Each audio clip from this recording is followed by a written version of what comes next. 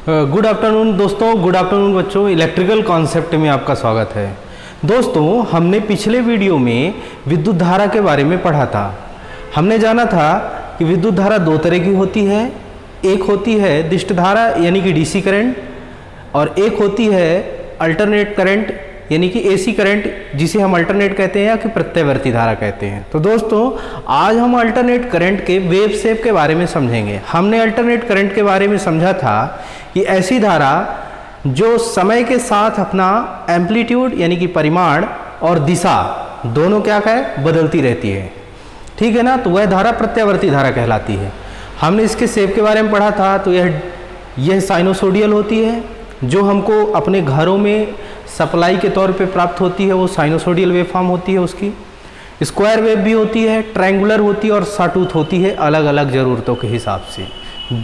ये सारी वेव हमें ऑसिलेटर के माध्यम से मिलती हैं। तो दोस्तों, आज हम यहाँ पर आपको एसी यानी कि प्रत्यावर्ती धारा के वेव शेप के बारे में दिखाएंगे। अभी तक हमने थ्योरी में बहुत सारा पढ़ा कि सारी वेव फॉर्म कैसी होती हैं। आज हम आपको प्रैक्टिकल करके दिखाएंगे। तो दोस्तों, हमारे पास एक इलेक्ट्रॉनिक वर्कबेंच है जिसमें फंक्शन जनरेटर या सिग्नल जनरेटर मौजूद है और डीएसओ है, डिजिटल स्टोरेज ऑक्सिलोस्कोप है। इसी डीएसओ के अपने स्क्रीन पे हम यहाँ पर एसी वेव को देख पाएंगे, ठीक है ना, यानी कि अल्टरनेट करंट यानी कि प्रत्यावर्ती धारा को हम ये यहाँ पर देख पाएंगे, ठीक है ना। और वह फंक्शन जनरेटर के माध्यम से देख पाएंगे। यह फंक्शन जनरेटर साइनोसोडियल, स्क्वायर और ट्रायंगुलर तीन तरह की वेव को देने के लिए सामर्थ्य है, ठीक है ना।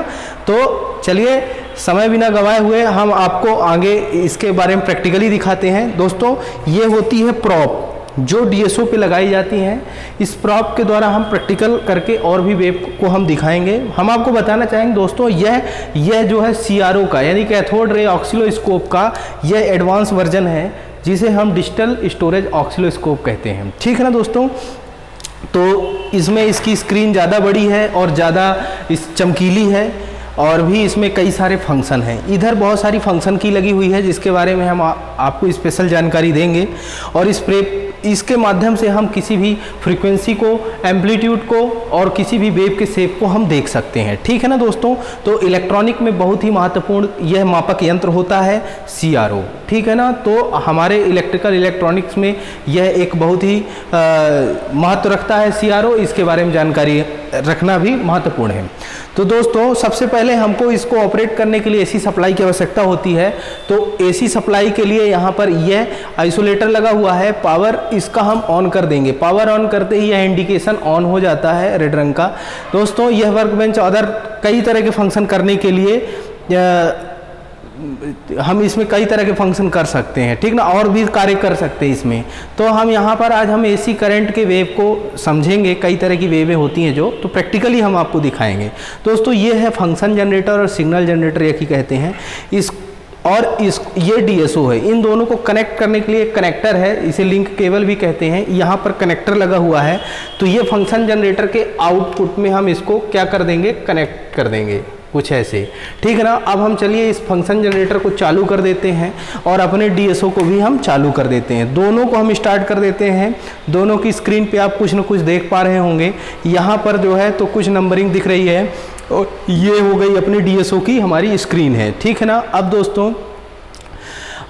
यहाँ पर हम जो है तो sinusoidal wave form, triangular wave form, sawtooth wave form, square wave form के बारे में समझेंगे।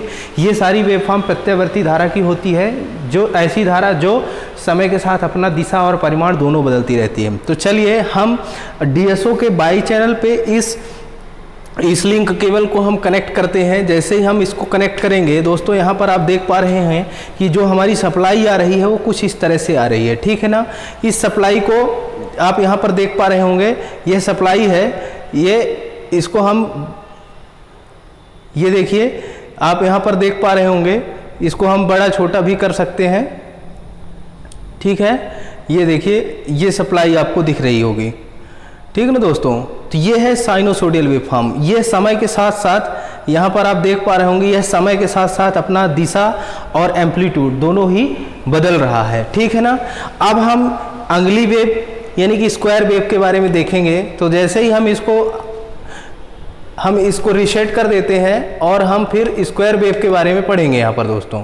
तो देखिए अब हमको स्क्वायर वेव नई जो वेव मिलने लगी है वह डीएसओ की स्क्रीन पे स्क्वायर वेव आप देख पा रहे होंगे, ठीक है ना। तो यह भी है प्रत्यावर्ती धारा कहलाती है दोस्तों। जिस तरह साइनोसॉइडल होती है उसी तरह से यह भी अपना परिमाण और दिशा दोनों बदल रही है, ठीक है।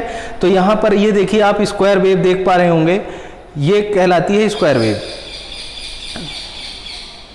ठीक है दोस्तों। अब हम अगली वेव के बारे में पढ़ेंगे।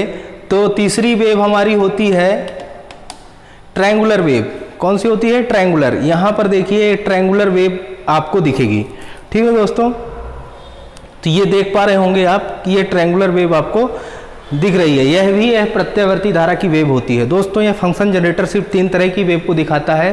तो हमने थ्योरी में तो बहुत पढ़ा है कि हमारी वेव इस प्रत्यावर्ती धारा की वेव कैसी होती हैं, पर हाँ आज हम यहाँ ऑसिलोस्कोप के माध्यम से देख भी पा रहे हैं कि हमारी जो वेव होती है वो किस तरह से होती है, ठीक है ना दोस्तों।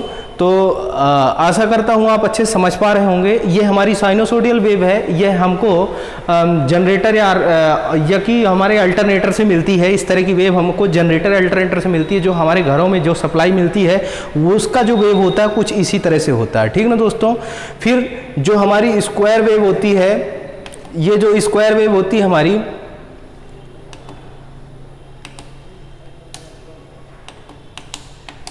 ये देखिए आप अगली वेव जो देख पा रहे हैं यहाँ पर, ये स्क्वायर वेव है, ये रीसेट हो रहा है। ये जो हमारी स्क्वायर वेव होती है ये ऑक्सीलेटर के माध्यम से मिलती है, ठीक है ना दोस्तों। इसी तरह से ट्रायंगुलर वेव भी ऑक्सीलेटर से मिलती है और ये फंक्शन जनरेटर सभी तरह की वेव को दे पाने में समर्थ है। यहाँ पर ये 3 तरह की वेव देता, सॉटूथ वेव नहीं देता है। तो हम इसको फिर से अपना एसी सप्लाई वाली जो हमको हमारे घरों में प्राप्त होती है साइनोसोडियल वेव, इसको हम यहाँ पर फिर से हम दिखाते हैं। तो ये जो है तो आपको यहाँ पर स्क्रीन पे आप देख पा रहे होंगे, ठीक है ना। बाकी ये जो है तो ऑपरेशन करने के लिए, इस डीएसओ के ऑपरेशन के लिए बहुत सारे फंक्शन की लगाई गई हैं। इसके बारे में हम आपको अलग से जानकारी देंगे। तो आशा करता हूँ आप समझ पा रहे होंगे। तो हमारे चैनल को सब्सक्राइब करिए, लाइक करिए और शेयर करिए अपने दोस्तों के पास में, ताकि इस लॉकडाउन की स्थिति में सभी टेक्निकल स्टूडेंट्स जो है तो इसका जो है तो लाभ उठा सकें। तो आज के लिए इतना ही। फिर हम अगले कॉन्सेप्ट के साथ आपको अगली वीडियो में मिलेंगे। हम कोई ना कोई प्रैक्टिकल से आपको रूबरू करवाएंगे। धन्यवाद। जय हिंद।